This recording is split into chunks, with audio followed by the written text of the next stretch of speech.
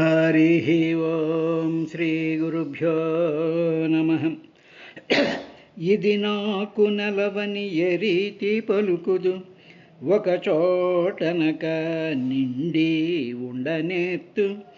ఎవని వాడనంచు యమని పలుకుదు, నాయంత వాడనై నడవనేర్తు. నీ నడవడియని ఎట్లు వకాణింతు, పూని ముప్పోకల పోవనేర్తు. అది నేర్తు ఇది నేర్తునని ఏల చెప్పంగా, నెరుపులన్నీయు నేన నేర్తు. ఒరులుగారు నాకు ఒరులకు నేనౌదు, ఒంటివాడ చుట్ట మొగడు లేడు. సిరియు తొల్లి గలదు చెప్పెద నటెంకి, సుజనులందు దరచు చొచ్చియుండు. ఒంటివాడ నాకు ఒకటి రెండడుగుల మేర ఇమ్ము, సొమ్ము మేరయొల్ల కొర్కెదీర. భ్రమకుకటి ముట్టెద దానకుతక సాంద్రదనవేంద్ర. గొడుగోజన్నిదమో కమండలువు నాకున్ ముంజియో దండమో. వడుగేనెక్కడ భూములెక్కడ కరుల్వామాక్షుల స్వంబులెక్కడ. నిత్యోచిత కర్మమెక్కడ మదాకాంక్షామితంబైన. మూడడుగుల మెరయ త్రొవకిచ్చుటదె బ్రహ్మాండంబున పాలికిన్. వ్యాప్తిం పొందగవగవక ప్రాప్తంబగులేశమైన 10,000 మనుజుడు. సప్తద్వీపములనైన చక్కంబడునే. ఆశాపాశముత గడు నిడుపులేదంతంబురాజేంద్ర. వారాసి ప్రవృతమెదిని వలయ సామ్రాజ్యంబు చేకూడియున్. కాశింపొందరిగాక వైన్య గయ భూకాంతాదుల్ నర్థకామాశన్. పాయగ నేర్చిరేమును నిజాశాంతంబులంజూచురే. ధనుజేంద్ర ఈతడు ధరణీసురుడుగాడు, దేవకార్యంబు సాధించు కొరకు హరి విష్ణుడవ్యయుండు. అదితి గర్భంబున కశ్యప సూనుడై కలిగెనకటయురుగ వీతని కొర్కెనిచ్చదనంటివి దైత్య సంతతికి ఉపద్రవము వచ్చు. నీ లక్ష్మి తేజంబు నెలవు ఐశ్వర్యంబు వంచించు ఇచ్చుదావాసవునకు. మనసి జగములెల్ల మూడు పాదంబులఖిల కాయుడగుచునక్రమించు. సర్వధనము విష్ణు సంతర్పణము చేసి బడుగు పగిది ఎట్లు బ్రతికెదీవు. హరి ఓం శ్రీ గురుభ్యో నమః.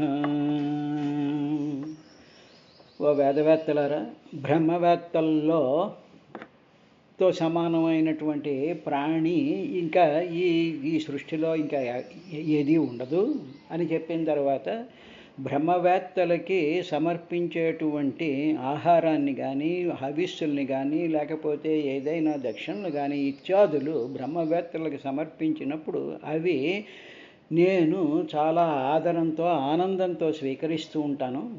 అంతే తప్ప మామూలుగా ఏదో రొటీన్గా చేసుకుపోయేటువంటి అగ్నిహోత్రాది కర్మల యందు వేసేటువంటి హోమద్రవ్యాన్ని నేను స్వీకరించను. అంటే జడమైనటువంటి అగ్నిహోత్రంను జడమనుకుని, జడ పదార్థమైనటువంటి అగ్నిలోకి జడ పదార్థాలను వేస్తూ ఆ మంత్రాల మీద ఏ విధమైనటువంటి మమకారం కానీ, అర్థం కానీ, శ్రద్ధ కానీ, భక్తి కానీ, దాని యొక్క అనుభవం లేకుండా వేసేటువంటి హవిస్సులు ఏవి కూడా నేను స్వీకరించను. నేను అదే చైతన్యంతో కూడుకున్నటువంటి బ్రహ్మవేత్త మీ ఎదురుగా వచ్చి మంత్రోపాసనలో నిష్ఠాపరుడైనటువంటి వాడు, నన్ను ధ్యానించేటువంటి వాడు, నన్నే కావాలని అనుకునేటువంటి వాడు, వేదస్వరూపుడైనటువంటి బ్రహ్మవేత్తకు శ్రద్ధగా సమర్పించినటువంటి దక్షిణ కానీ, ఆహారం కానీ, హవిస్సు కానీ ఏది ఇచ్చినా, అన్నాన్ని ఇచ్చినట్టయితే ఆ అన్నం హవిస్సు కింద నేను స్వీకరిస్తాను అని చెప్పాడయ్యా ఋషభ చక్రవర్తి తన పుత్రులైనటువంటి వాళ్ళకి, అక్కడ ఉండేటువంటి విప్రోత్తములకి. ఓ పరీక్షితు అనేటువంటి విషయాన్ని నైమిషారణ్యంలో సూత మహర్షి సౌనికాది మహర్షులకి వివరించిన తర్వాత పంచమ స్కంధం 5వ అధ్యాయంలో తర్వాత ఇక స్వామి బాగానే ఉంది, బ్రహ్మవేత్తలు అని మీరు అంటున్నారు తండ్రి గారు. మరి బ్రహ్మవేత్తలు అనేటువంటి వాళ్ళు ఎలా ఉంటారయ్యా అంటే వాళ్ళు 8 రకాలైనటువంటి లక్షణాల్లో ఉంటారయ్యా. అది మీరు చూస్తే గ్రహించగలిగినటువంటిది ఉంటుంది. మీకు బ్రహ్మవేత్త యొక్క అనుగ్రహం కలిగినప్పుడు ఆ బ్రహ్మవేత్తలో ఉండేటువంటి ఆ 8 రకాలైనటువంటి ఆ స్వరూపాన్ని మీరు చూడగలరు. అది ఏమిటి అని చెప్తూ, ధృతాతనూరు సతీమే పురాణీ ఏనేహ సత్వం పరమం పవిత్రం శమః దమ సత్యం అనుగ్రహశ్చ తపసి తితిక్షా అనుభవశ్చ యత్ర అని. ఈ బ్రహ్మవేత్త యొక్క శరీరం ఉందా, ఉపాధి ఉందా? శరీరం చూస్తూ ఉంటావుగా, శరీరం చూస్తుంటే కాళ్ళు చేతులు ముఖం ముక్కు ఇవన్నీ కనిపిస్తూ ఉంటాయి బ్రహ్మవేత్తకి. ఉదాహరణ భగవాన్ రమణ మహర్షులు కానివ్వండి, పరమాచార్యులు వారు కానివ్వండి, మరొకరు కానివ్వండి, మహానుభావులైనటువంటి వాళ్ళని చూస్తే సాధారణమైనటువంటి మనలాంటి మానవులందరికీ కూడా శరీరాల కింద కనిపిస్తూ ఉంటాయి. కానీ ఇహలోకంలో బ్రహ్మవేత్త ఏ విధంగా ఉంటాడో తెలిసిన, మీకు కనిపించనటువంటిది ఏమిటి ఉంటుందంటే, ఏ బ్రహ్మవేత్త అయితే ఉన్నాడో ఆ బ్రహ్మవేత్త నా యొక్క పురాణి సనాతనమైనటువంటి తనువుని ధరించి ఉంటాడు. అంటే ఇప్పుడు మనం చూస్తూ ఉండేటువంటి బ్రహ్మవేత్తలు ఫలానా తారీఖును పుట్టారు, ఫలానా తారీఖునేమో దేహత్యాగం చేశారు అని మనకి భౌతికంగా కనిపిస్తూ ఉంటుంది. కానీ బ్రహ్మవేత్త యొక్క శరీరం ఏంటంటే పురాణి, చాలా సనాతనమైనటువంటిది. అంటే సనాతనము ఎప్పుడు ఉండేటువంటి దానిని ధరించట. అది ఏమిటి? అది కమనీయం. ఉషతి తనుహు ఉషతి, చాలా కమనీయమైనటువంటి చాలా గొప్పదైనటువంటి దేహాన్ని ధరించి ఉంటాడా బ్రహ్మవేత్త. ఏమిటి ఆ కమనీయమైనటువంటిది? తర్వాత పురాణీ అయినటువంటి అది ఏమిటి అంటే నథింగ్ బట్ వేదం. కాబట్టి వేదం సనాతనం, వేదం ధర్మం, వేదం పరమాత్మ, వేదం సరస్వతీమయము. కాబట్టి ఆ ఉపాధిలో ఆ శరీరంతో కనిపిస్తూ ఉండేటువంటి ఈ లోకంలో ఏ బ్రహ్మవేత్త చేత పురాణీ ఉషతి అయినటువంటి తనుహు దేహాన్ని ధరించుంటాడు. అంటే బ్రహ్మవేత్తను చూసినప్పుడు అది వేదము, పురాతనమైనటువంటి సనాతనమైనటువంటి వేదము. దానికి పుట్టుక మరణము అనేటువంటిది ఉండదు. అది మొట్టమొదటి లక్షణము. అయిన తర్వాత ఇంకా ఆయన ఎలా ఉంటాడు అంటే, ఆయన యందు అటువంటి బ్రహ్మవేత్త యందు పరమం, చాలా మిక్కిలి అంటే ఇంకా దానికి మించినటువంటి లేనటువంటి పవిత్రం, చాలా పవిత్రమైనటువంటి సత్వం, సత్వగుణం ఉంటుందయ్యా. పరమమైనటువంటి పావనమైనటువంటి సత్వగుణం ఉంటుంది. తర్వాత శమః అంటే మనస్సు నిగ్రహించుకోగలిగినటువంటి మహాశక్తి సంపన్నత ఉంటుంది. మనసు చాలా భయంకరమైనటువంటి శక్తి కలిగినటువంటిది. అది వడగాల్పులు వీడ్చినట్టు లేకపోతే జంఝామార్తాలు వీచినట్టుగా మనసు సామాన్యమైనటువంటి జీవులకి విసిరేస్తూ ఉంటుంది. కానీ ఎంత భయంకరంగా కదిలిపోతూ ఉండేటువంటి మనసుని శమః, మనోనిగ్రహం కలిగినటువంటి వాళ్ళు. అంతేకాదు మనసు ఒకటేనా అంటే దమః, బాహ్యేంద్రియ నిగ్రహం కూడా ఉంటుంది వాళ్ళకి. అంటే ఆ బ్రహ్మవేత్త వేదస్వరూపుడైనటువంటి వాడు, జ్ఞానస్వరూపుడైనటువంటి వాడు, సనాతనమైనటువంటి వాడు, భవ మరణాలు లేనటువంటి వాడు. ఎలా ఉంటాడంటే చాలా పవిత్రమైనటువంటి స్వభావం కలిగి ఉంటాడు, పవిత్రమైనటువంటి సత్వగుణ సంపన్నుడై ఉంటాడు, మనోనిగ్రహం కలిగి ఉంటాడు, దమః బాహ్యేంద్రియ నిగ్రహం కలిగి ఉంటాడయ్యా. తర్వాత సత్యం, ఆయన ఎవరు అంటే సత్యస్వరూపుడు. అంటే ఆయనంతా కూడా సత్యమే తప్ప అసత్యం అనేటువంటి ఏ మచ్చ లేకుండా ఉంటాడు. సత్యం జ్ఞానం అనంతం బ్రహ్మ, బ్రహ్మ అంటే వేదము అని అర్థం, బ్రహ్మ అంటే పరమాత్మ అని అర్థం. కాబట్టి ఈ బ్రహ్మవేత్త ఎవరంటే బ్రహ్మ వేదస్వరూపుడు. వేదం ఏమిటంటే సత్యం, అది జ్ఞానం, అది అనంతం. కాబట్టి సత్యస్వరూపుడు. సత్వగుణము అంటే పరిపూర్ణమైనటువంటి బలం అంతా కూడా, సత్వం అంతా కూడా దాంట్లోనే ఉంటుంది. ఇక దాని దానిని మించినటువంటి బలం ఎక్కడా కూడా ఉండదు. అటువంటి ఆ బ్రహ్మవేత్త అనుగ్రహంచ ఇతరుల యందు అనుగ్రహాన్ని చూపిస్తుంటాడు. ఎప్పుడు కూడా కనిపిస్తూ ఉండేటువంటి సమస్తమైనటువంటి ప్రాణులను ఆయనలా చూస్తూ ఉన్నాడు అంటే ఏమిటనమాట, ఆయన చూపులు మామూలుగా they are not simple looks. ఆ లుక్స్ కావు అవి. ఆ చూపుల్లో నుంచి వస్తున్నటువంటి ఆ చూపు ఉందే, ఆ ప్రభావం ఉందే, ఆ వెలుగుందే, అది ఏమి అంటే అది అనుగ్రహము. అంటే దగ్గర కంటిన్యూస్గా గ్రహించేటువంటిది. అంటే ఆయన చూస్తున్నప్పుడు సమస్తమైనటువంటి ప్రాణులు కూడా ఆయన వైపు కదిలిపోతూ ఉంటాయి. అనుగ్రహము అది ఒక అర్థం. ఇక రెండో అర్థం ఏమిటంటే అనుగ్రహం చాలా దయగలిగినటువంటి వాడు. అందువల్ల మనం జాగ్రత్తగా గమనించినట్లయితే భగవాన్ రమణ మహర్షుల యొక్క ఆశ్రమంలో ఉండేటువంటి పరిస్థితిలో ఏదో ఒక చిలకకో లేకపోతే ఏదో ఒక ప్రాణికి చిన్న దెబ్బ తగిలేటప్పటికీ దగ్గరుండి ఆయన చేతిలో తీసుకుని దానికి ఇలా రాస్తూ దానికి కట్టుకట్టినటువంటి సందర్భం కూడా కనిపిస్తూ ఉంటుంది. అదేవిధంగా ఎవరైనా అతి బ్రహ్మాండమైనటువంటి దుఃఖంతో భరించలేనటువంటి దుఃఖంతో హెచ్చమ్మాళ్ళు వచ్చినప్పుడు ఆయన ఒక్కసారి ఇలా చూసేటప్పటికీ ఆవిడిలో ఉండేటువంటి సమస్త దుఃఖ భారం అంతా పోయి జీవితాంతము కూడా రమణుల సేవతో మునిగిపోయేటువంటి ఒక్క చూపుతో, ఆ చూపులో అనుగ్రహం అనేటువంటిది ఉంటుంది. అదేవిధంగా పరమాచార్యులు వారు ఎంతోమందికి, ఎన్నో వేల మందికి అనుగ్రహం అయినటువంటి చూపులతో వాళ్ళ యొక్క సమస్యలన్నిటినీ కూడా తీర్చివేసేటువంటి రహస్యం మనకి కనిపిస్తుంది. ఈ సందర్భంలో అనుగ్రహం అంటే ఏమిటో చెప్తాను. నీలం రాజు వెంకటశేషయ్య గారి పెద్ద కుమారుడు, ఆయన పెళ్ళయింది. ఏదో ఒక లంగ్లో ఏదో మచ్చ ఉంది, ఆ మచ్చ కోసం ఆపరేషన్ చేయాలి అని చెప్పి వెల్లూరులో డాక్టర్లు వాళ్ళు డిసైడ్ చేశారు. నీలం రాజు వెంకటశేషయ్య గారు నడిచే దైవము అని పరమాచార్యుల వారి మీద రాసినటువంటి పుస్తకంలో కథ ఇది. అందులో అప్పుడు ఆ డాక్టర్లతో ఈయన కన్సల్ట్ చేశారు. డాక్టర్లు అందరూ ముహూర్తం ఫిక్స్ చేశారు, ఫలానా రోజుని ఇది చేసేస్తాం, ఆపరేషన్ చేసేస్తామని. నీలం రాజు శేషయ్య గారు భార్య పిల్లవాడిని కొడుకుని తీసుకుని పరమాచార్యుల వారి దగ్గర ఆశీర్వాదం తీసుకుని ఆపరేషన్ ముందు ఆయన ఆశీర్వాదం తీసుకుని ఆపరేషన్ టేబుల్ ఎక్కుదాము అని అనుకున్నారు. అనుకునేటప్పుడు పరమాచార్యులు వారు చూసి ఏమిటి ప్రాబ్లం అంటే, స్వామి ఇది ప్రాబ్లము, లంగ్ ఉందని, ఇవాళ ఆపరేషన్కి రేపు పొద్దున వెళ్తున్నాం, మీ అనుగ్రహం మీ ఆశీర్వాదంతో వెళ్ళి ఆపరేషన్ చేయించుకుంటాం అన్నారు. అనేటప్పుడు పరమాచార్యులు వారు ఏమీ మాట్లాడకుండా ఒక్కసారి ఆ పిల్లాడి ఒక్క ఉరభాగం వైపు అలా చూస్తూ మంచిది వెళ్ళిరండి అన్నారు. వెళ్ళిన తర్వాత వెల్లూరు వెళ్ళారు. వెళ్ళి అక్కడ ఆపరేషన్ టేబుల్ మీద కూర్చునేటప్పుడు మళ్ళీ ప్రీ ఆపరేషన్ టెస్టులు చేసేటప్పుడు ఒక మచ్చలేదు, గిచ్చలేదు, ఏమీ లేదు.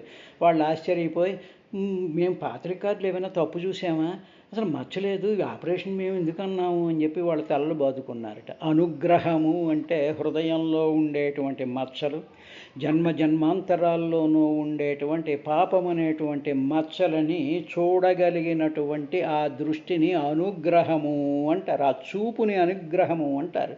తర్వాత వాళ్ళు తపస్సులో ఉంటారు. వాళ్ళు ఎప్పుడు కూడా వాళ్ళ నడక కానీ వాళ్ళ మాట కానీ వాళ్ళకి నిరంతరం కూడా పరమాత్మ స్వరూపమైనటువంటి ఆత్మ చైతన్యం అనేటువంటి తపస్సులో వాళ్ళు ఉంటారయ్యా. తర్వాత తితిక్షాహ, చాలా సహనం ఉంటుంది వాళ్ళకి.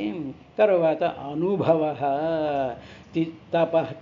తితిక్షాహ అనుభవశ్చ యత్ర, పరిపూర్ణమైనటువంటి ఆ బ్రహ్మ చైతన్య ప్రకాశము పూర్వకమైనటువంటి ఆ బ్రహ్మానందంలో, ఆ సమాధి స్థితిలో, అనుభవ స్థితిలో వాళ్ళు ఉంటారయ్యా అని చెప్పి, ధృతాతనూరు శతీమే పురాణి ఏనేహ సత్వం పరమం పవిత్రం శమోదమ సత్యం అనుగ్రహశ్చ తపః స్థితిక్షాః అనుభవశ్చ యత్ర అని చెప్పి ఈ బ్రహ్మవేత్తల యొక్క లక్షణాలను వృషభ చక్రవర్తి అక్కడ ఉండేటువంటి విప్రులకి చెప్పిన తర్వాత ఇంకా ఏమన్నారంటే, మత్తోప్యనంతాత్ పరతః పరస్మాత్ స్వర్గాపవర్గాధిపతేర్న కించిత్ యశాం కిము స్యాదితరేణ తేషామకించనానామయి భక్తిభాజాం.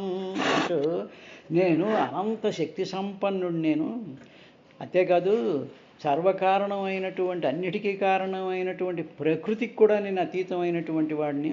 తరువాత ప్రాణులందరికీ కూడా అటు స్వర్గాన్ని ఇటు మోక్షాన్ని ఇచ్చి ఆ ఫలాల్ని ఇచ్చేటువంటి ఈశ్వరుడిని నేను. అంటే I am the controller. If I wanted to give మోక్షం ఐ కెన్ గివ్. వీడికి స్వర్గం ఇవ్వాలి అంటే నేనే ఇవ్వాలి. అటువంటి ఈశ్వరత్వము అంటే అటువంటి కంట్రోలింగ్ చేసేటువంటి వాడిని నేను తప్ప. ఇప్పుడు ఈ బ్రహ్మవేత్తలు ఉన్నారు చూసారా, ఈ బ్రహ్మవేత్తలకు ఇందాక చెప్పినటువంటి పావనమైనటువంటి సత్వగుణం ఉంటుంది, మనోనిగ్రహం ఉంటుంది, బాహ్యేంద్ర నిగ్రహం ఉంటుంది, సత్యం ఉంటుంది, ఇతరులందు అనుగ్రహం ఉంటుంది, తపస్సు ఉంటుంది, సహనం ఉంటుంది, ఆత్మసాక్షాత్కార అనుభూతి ఉంటుంది అని చెప్పానే. ఇవే కాదురా బాబు, అటువంటి బ్రహ్మవేత్తలకి నా యందు నిండా భక్తి ఉంటుంది వాళ్ళకి. అందుకనే భగవాన్ రమణులు అంతటి మహాతపస్సంపన్నుడైనటువంటి అటువంటి బ్రహ్మవేత్త ఆయన అలాగ ఆశ్రమంలో కూర్చున్నప్పుడు అప్పుడు ఆ అరుణాచలేశ్వరుడు అపీత కుచాంబిక ఆ కళ్యాణం జరిగి ఆ ఊరేగింపు జరుగుతూ ఉన్నప్పుడు అమ్మకి కళ్యాణం అని చెప్పి ఒక్కసారి ఆయన కళ్ళమ్మట జల జల జల జల నీరు కారిపోయిందిట. అంటే ఆ జగజ్జనని జగత్పితలైనటువంటి వాళ్ళ పాదాల మీద అటువంటి మహాభక్తి తత్పరతతో ఆయన నిండిపోయి భక్తిభావం ఉంచినప్పుడు కళ్ళమ్మడి నీళ్ళు వచ్చినట్టు వాళ్ళకి ఆ భక్తి కూడా ఉంటుంది. అదేవిధంగా పరమాచార్యులు వారు కానివ్వండి, బాబావారు కానివ్వండి, పరమహంస కానివ్వండి, మహాభక్తి సమన్వితులైనటువంటి వాళ్ళు. కాబట్టి భక్తి తప్ప మరి ఏమీ లేదయ్యా, ఉండదయ్యా ఈ బ్రహ్మవేత్తలకి. అటువంటి బ్రహ్మవేత్తలు నా నుండి దేనిని వాళ్ళు అపేక్షించరు. మాకు అది కావాలి, ఇది కావాలి, ఈ ఆశ్రమాలు కావాలి, ఇక్కడేదో విగ్రహాలు పెట్టాలి, ఇక్కడేమో ఏదో రకరకాలైనటువంటి కార్యక్రమాలు చేసేయాలి, ఇవన్నీ నా చుట్టూ 10 మంది జనం వచ్చేయాలి, నాకు ఇంతంత చందాలు విరాళాలు వచ్చేస్తే నేను పెద్ద పెద్ద విగ్రహాలు పెట్టేస్తాను, వేద పాఠశాలలు పెట్టేస్తాను, గోశాలలు పెట్టేస్తాను అని చెప్పి నిరంతరము అపేక్షిస్తూ ఉండేటువంటి వాళ్ళు కర్మలు చేస్తూనే ఉంటారు తప్ప వాడు అసలైనటువంటి బ్రహ్మవేత్తలు ఏది కూడా అపేక్షించరు. అదే పరమాచార్యులు వారు కంచిమఠంలో ఉన్నప్పుడు ఒకే మనిషి పట్టేటువంటి చిన్న గూడు లాంటి దాంట్లోనే ఆయన ఉండేవారు. అదేవిధంగా భగవాన్ రమణ మహర్షి స్కంధాశ్రమంలో ఒక రాతి బండ ఉంటే ఆ రాతి బండ మీదే ఉండేవారు. చిన్న పూరి గుడిసెలా ఉండేటువంటి ఆశ్రమంలో ఒక చిన్న సోఫా లాంటి ఒక పరుపు వేసుకుని అక్కడే ఉండేవారు. వాళ్ళు ఏది కూడా అపేక్షించేటువంటి వాళ్ళు కాదు. ఇప్పుడు కానీ స్వాముల వారిని చూసేటప్పుడు వాళ్ళకి బెంజ్ కార్లు ఉండాలి, వాళ్ళకి పటాటోపాలు ఉండాలి, వాళ్ళకి ఎన్నో రకాలైనటువంటి కంఫర్ట్స్ ఉంటూ ఉండాలి. కానీ వాళ్ళకి నా మీద భక్తి తప్ప మరి నా నుండి వాళ్ళు దేనిని అపేక్షించరయ్యా. అటువంటి బ్రహ్మవేత్తలకి ఇతరమైనటువంటి రాజ్యాధికారం మొదలైనటువంటి వాటితో పనే ఉంది. కానీ ఇప్పుడు మనం చూస్తూ ఉండేటువంటి రకరకాల చిన్న చిన్న పిట్టల్లాంటి ఆశ్రమాలు పట్టుకున్నటువంటి వాళ్ళు ఏ ముఖ్యమంత్రి కాళ్ళు పట్టుకుందామా, ఏ ఎమ్మెల్యే చుట్టూ తిరుగుదామా, వాడికి ఏం ఆశీర్వాదం ఇస్తావా, వాడిని పొగుడుదామా అనేటువంటి వాళ్ళు ఆ రాజ్యాధికారులతో వాళ్ళకి పని ఉంటుంది. అటువంటి వాళ్ళు కాదు మనకి మార్గదర్శకులు. వాళ్ళు చెప్పేటువంటి మంచి విషయాన్ని మనం ఆచరించుకుంటూ ఉండాలి. కానీ వాళ్ళు చేసేటువంటి ఈ రకమైనటువంటి ఇతరమైనటువంటి పనుల మీద మనకి ఏ విధమైనటువంటి అభిమానం ఉండకూడదు, శ్రద్ధ ఉండకూడదు, దాని గురించి వినకూడదు. అటువంటి ఆ సన్యాసో ఆ మఠాధిపతో ఏదో ఒక మంచి మాట చెప్తే ఆ మంచి మాటలో ఉండేటువంటి సారాన్ని గ్రహించి ఆ భగవంత్ ప్రార్థన వైపుకి వెళ్ళాలి తప్ప వాళ్ళ యొక్క మేనరిజమ్స్, వాళ్ళ యొక్క ప్రోటోకాల్స్, వాళ్ళ యొక్క దాని మీద మనకి ఏ విధమైనటువంటి ఆసక్తి ఉండకూడదు. ఏమన్నాడు? అనంతాత్, అంతం లేనటువంటి వాడిని నేను, సత్యం జ్ఞానం అనంతం బ్రహ్మ అన్నట్టు చూసారా. అనంతాత్, అంతం లేనటువంటి, పరతః సర్వానికన్నా అతీతుడైనటువంటి వాడు. ఎప్పుడైతే అనంతం అవుతుందో అది దానికి లిమిట్స్ ఉండవు, అతీతం అన్నమాట. అన్నిటినీ కూడా స్పేస్ టైం పదార్థం అంతటిని కూడా దాటిపోయి ఉండేటువంటి మాయాశక్తి కన్నా కూడా పరస్మాత్ అతీతుడైనటువంటి వాడిని. తనలోనే మాయాశక్తి ఉంది కానీ మాయాశక్తిలో తాను లేడు. మాయాశక్తిలో తాను ఉన్న మాయాశక్తి యొక్క దాని ప్రభావం ఏమీ లేకుండా ఉండేటువంటి వాడు. తర్వాత స్వర్గ అపవర్గ అధిపతే. అధిపతి అంటే కంట్రోలర్. అందుకని కర్తురాజ్ఞయా ప్రాప్యతే ఫలం కర్మ కిం ఫలం కర్మ తజ్జడం. కర్తురాజ్ఞయా ప్రాప్యతే ఫలం. అందువల్ల ఏమిటి? స్వర్గ అపవర్గ అధిపతే, ఆయనే కర్త. అందువల్ల స్వర్గమోక్షాలకి అధీశ్వరుడు నేను. నా కంట్రోల్లోనే స్వర్గం కానీ మోక్షం కానీ ఇవన్నీ కూడా నా కంట్రోల్లోనే ఉండేటువంటి మత్త అపి, నా నుండి అకించనానాం ఏమీ లేనట్టి మయి భక్తిభాజాం. వీళ్ళందరూ ఉన్నారు, వాళ్ళకి ఏమీ కోరికలు ఏమి ఉండ, అకించనానాం ఏమీ లేనటువంటి ఆ బ్రహ్మవేత్తలు నా నుంచి వాళ్ళకి ఏమిటి ఉంటుందంటే భక్తిభాజాం, నా మీద భక్తి మాత్రమే ఉంటుంది.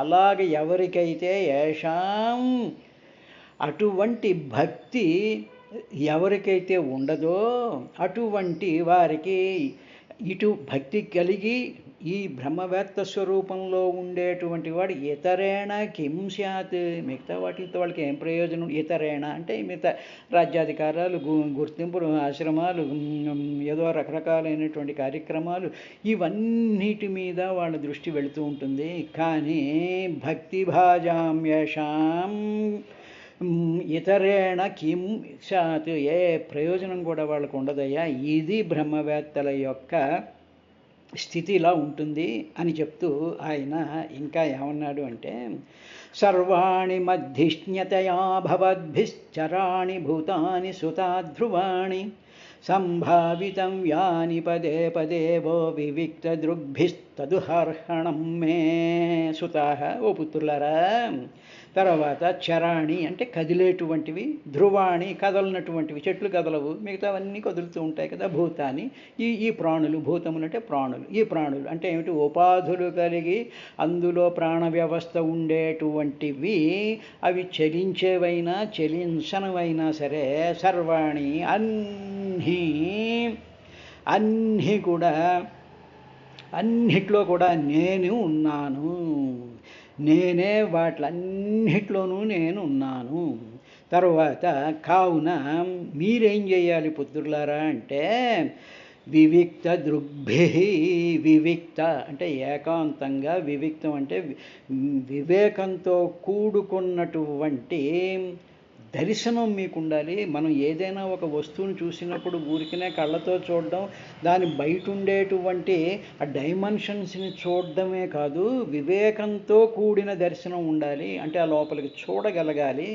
అలాగా మీరేం చేయాలంటే మీకు కనిపిస్తూ ఉండేటువంటి ఈ బాహ్య జగత్ అంతట్లో కూడా మీరు ఆ కనిపించేటువంటి వస్తువుల లోపలికి, వాటి అంతరాలలోకి వివేకంతో, అంటే వివేకం అనేటప్పుడు అక్కడ లాజిక్ కూడా వస్తుంది.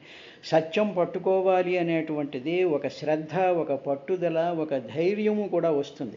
కనిపించేటువంటి ఈ దృశ్యమాన జగత్తుల్లోకి వివేకంతో, అంటే incisive and penetrating with all logic and భక్తితో అవి చూస్తూ ఉన్నప్పుడు ఏం చేయాలి అంటే అటువంటి దర్శనం మీకు కలగాలయ్యా. కలిగిన తరువాత మీరు ఇంకా ఒక పని చేయాలి. అలా చూస్తున్నాం బాగానే ఉందండి, ఏదో యాపిల్ పండుని చూడమన్నారు, ఓ సైంటిస్ట్ చూస్తాడు, చూసి దాంట్లో ఏదో రకరకాలైనటువంటి కెమికల్ అనాలిసిస్ చేస్తాడు, ఫిజికల్ అనాలిసిస్ చేస్తాడు, దాంట్లో ఉండేటువంటి రకరకాలైనటువంటి ప్రోటీన్స్ అనేవన్నీ ఇవన్నీ చూస్తూ ఉంటాడు. మంచి వివేకంతో, చాలా నేర్పరితనంతో చూస్తూ ఉంటాడు. అది ఒకటి. అలా చూస్తూ చూస్తూ చూస్తూ ఏమిటంటే పదే పదే మత్ ధిష్ణతయా సంభావితవ్యాని, అలాగ చూస్తూ చూస్తూ ఈ విటమిన్ ఉంది, ఈ ఖనిజ లవణం ఉంది, ఈ ప్రోటీన్ ఉంది, ఇది తింటే ఇన్ని క్యాలరీస్ వస్తాయి, ఇవన్నీ మామూలుగా ప్రతి సైంటిస్టు చేస్తాడు, చూస్తూ ఉంటాడు. కానీ ఈ ఈ విటమిన్స్ వెనకాల, ఈ ప్రోటీన్స్ వెనకాల, ఈ ఖనిజ లవణాలు వెనకాల, దీని యొక్క రూపం వెనకాల ఇది ఆకలి తీర్చేటువంటి, ఆరోగ్యాన్ని ఇచ్చేటువంటి ఆ మూలం, ఆధారం, అధిష్టానం ఏముందో దానిని చూడాలి. అది వివేక దృగ్మం అంటే అది. అందుకనే సర్వేపల్లి రాధాకృష్ణ అంటారు, రుథర్ఫర్డ్ డిస్కవర్డ్ ఎలక్ట్రాన్ అని. కానీ he could not find out, he could not understand who created the electron. రుథర్ఫర్డ్ అనేటువంటి సైంటిస్ట్ ఎలక్ట్రాన్ని కనుగొన్నాడు, బాగానే ఉంది, అక్కడి నుంచి బ్రహ్మాండమైన సైన్స్ డెవలప్ అయిపోయింది. కానీ హూ క్రియేటెడ్ ఎలక్ట్రాన్, ఆ ఎలక్ట్రాన్ని ఎవరు క్రియేట్ చేశారు, ఆ ఎలక్ట్రాన్ దేనిని ఆశ్రయించుకుని ఉంది, దానికి ఆధారభూతమైనటువంటి, అధిష్టానమైనటువంటిది ఏమిటి అని అడిగారు. కాబట్టి ఇప్పుడు ఆయనే చెప్తున్నాడు, మత్ ధిష్ణతయా, నేను ప్రతి దానికి అధిష్టానంగా ఉండేటువంటి అటువంటి సంభావితవ్యాన్ని, ఆ విధంగా నన్ను సంభావన చెయ్యాలి. నన్ను ఆ విధంగా భావించడమే మీరు నాకు చేసేటువంటి పూజ. అంటే కొబ్బరికాయలు, ప్రదక్షిణలు, వెర్రిమొర్రివి ఇవి కాదు. ప్రతి దాంట్లోనూ కూడా ప్రతి దానికి అధిష్టానంగా ఉండి నన్ను ఆశ్రయించుకుని ఉన్నటువంటి వీటిల్నే నా యొక్క అర్హణం పూజ, నాకు మీరు చేసేటువంటి పూజ అని పూజకు డెఫినేషన్ ఇచ్చారు. రేపటి కార్యక్రమంలో ఆయన ఇంకా ఏం చెప్పాడు కొడుకులతో అనేటువంటి విశేషాన్ని చూద్దాం.